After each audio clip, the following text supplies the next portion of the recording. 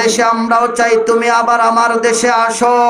তোমাকে আসলে এই দেশে আর চেয়ার দেওয়া হবে না, তোমার জন্য ফাঁসির মঞ্চ তৈরি করা হয়েছে। কথা বলেন ঠিক না বেঠিক?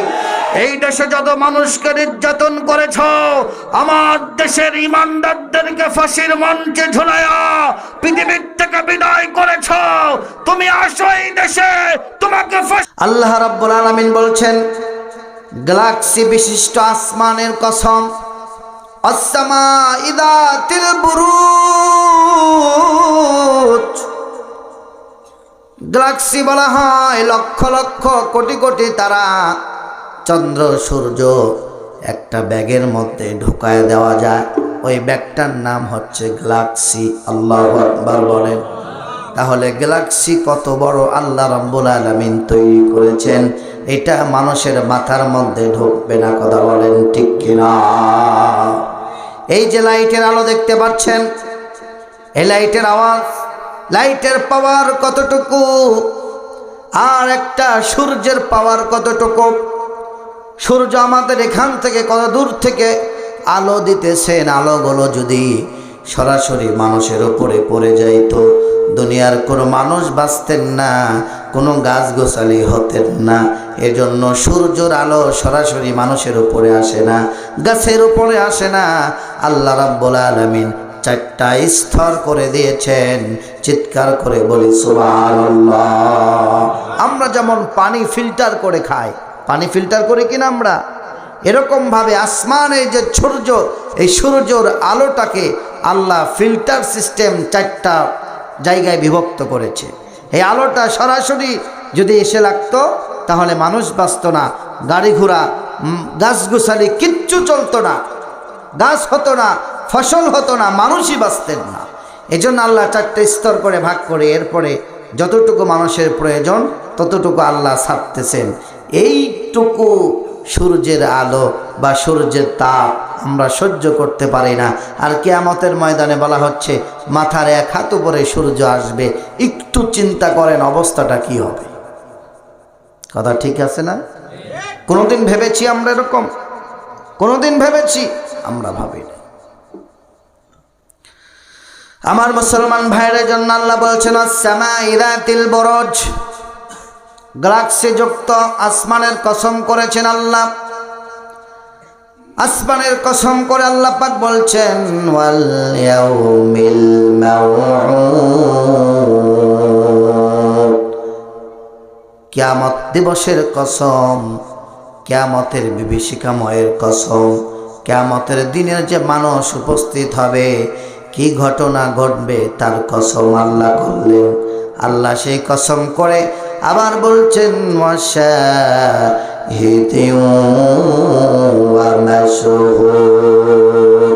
কিয়ামত দিবসের দর্শক যে সমস্ত মানুষগুলো থাকবে তাদের কসম আল্লাহ করলেন। কসম করে আল্লাহ রাব্বুল আলামিন একটা কিচ্ছা শোনাচ্ছেন, একটা ঘটনা শোনাচ্ছেন। কি জন্য আল্লাহ কসম করলেন? কসম করার উদ্দেশ্য কি? কসম খাওয়ার উদ্দেশ্য কি? আমরা কসম করি মাথার কসম, মায়ের কসম, চোখের কসম, মরা কাঠের কসম, বলি কিনা? কথা বলেন। মনে রাখবেন আল্লাহর কসম ছাড়া কোনো কসম খাওয়া জায়েজ। আমার মুসলমান ভাইরা, কসম যদি করতে হয় একমাত্র আল্লাহর জন্য কসম করব, দুনিয়া আর আল্লাহ ছাড়া কারো নামে কসম করা যাবে না। ঠিক কিনা বলেন? আমার মুসলমান বন্ধুগণ, আল্লাহ রাব্বুল আলামিন কসম করে একটা ঘটনা শোনাচ্ছেন, একটা কিচ্ছা শোনাচ্ছেন, যেটা দুনিয়ার এমন একটা ঘটনা ঘটেছিল। সেই কিচ্ছাটা আপনারা শুনতে রাজি আছেন কিনা বলেন? আরো জোরে বলেন আছেন কিনা? পিছনের ভাইরা কি শুনবেন না? কার কিচ্ছা? আল্লাহ শোনাচ্ছেন সেই কিচ্ছা, দুনিয়ার বানানো কিচ্ছা নয়। একটু জিকির করেন লা ইলাহা ইল্লাল্লাহ।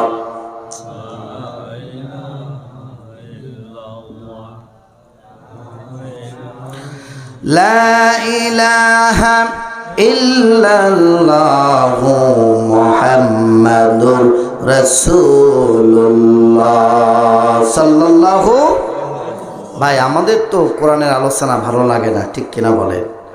আমাদের ভালো লাগে যদি মমতাজ আসতো, দেখবেন গান গাইতো আর মারতো এক একটা ঝাঁকি, দর্শক পাগল হয়ে যাইতো, পকেটে যা টাকা আছে সব বিলায় দিত, ঠিক কিনা? হ্যাঁ, এখন আর পাওয়া যাবে না। সংসদের মধ্যে কোরআন হাদিস নিয়ে কত কিচ্ছা বলছে, ঠিক কিনা বলে? হ্যাঁ, একবারে হজরত লাগা দিছে, হজরত শেখ হাসিনা, সুবহানাল্লাহ কর। এত সম্মান হজরত লাগায় দিছে, আর কয়দিন পর মনে হয় শেখ মুজিবকে নবী বানায় দিত তারা, ঠিক কিনা বলে? এমন পর্যায়ে চলে গিয়েছিল এই দেশে আল্লামা সাইদির মতন এত বড় একজন আলেমকে জেলখানায় বন্দি করে রাখে, আর তারা আবার ফতোয়া দেয় আমরা তাহাজ্জুদের নামাজ পড়ি, কোরআন তেলাওয়াত করে আমাদের নেত্রী। সব কিছু করছে, কিন্তু এত কিছু করে কি কোনো ফায়দা আছে? বলেন, জোরে বলেন। একজন মানুষের ঈমান যদি না থাকে, নামাজ পড়ে রোজা রেখে হজ করে জাকাত দিয়ে কি হবে? কোনো লাভ আছে? 32 নম্বরের নিচে নাকি একটা শিব মন্দির পাওয়া গেছে, মূর্তি একটা মূর্তিও পাওয়া গেছে সেখানে।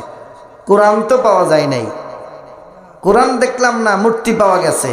তাহলে বুঝেন কোন জাতের ছিল, ঠিক কিনা বলেন? এর জন্যই তো নিরপরাধ আলেমদেরকে ধরে ধরে বন্দি করে, ঠিক কিনা বলেন? এই দেশের প্রত্যেকটা আলেম, হক্কানি আলেমদেরকে ধরে ধরে বন্দি করেছে, কথা বলেন ঠিক কিনা?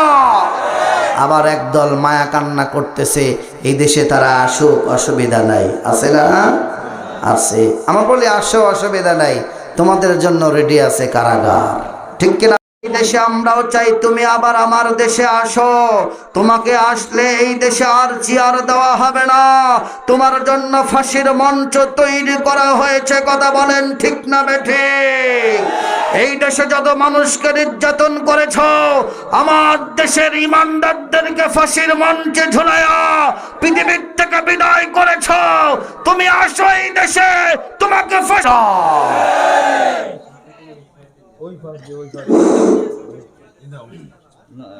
প্রধান অতিথির আগমন, শুভেচ্ছা স্বাগত। প্রধান অতিথির আগমন, শুভেচ্ছা স্বাগত।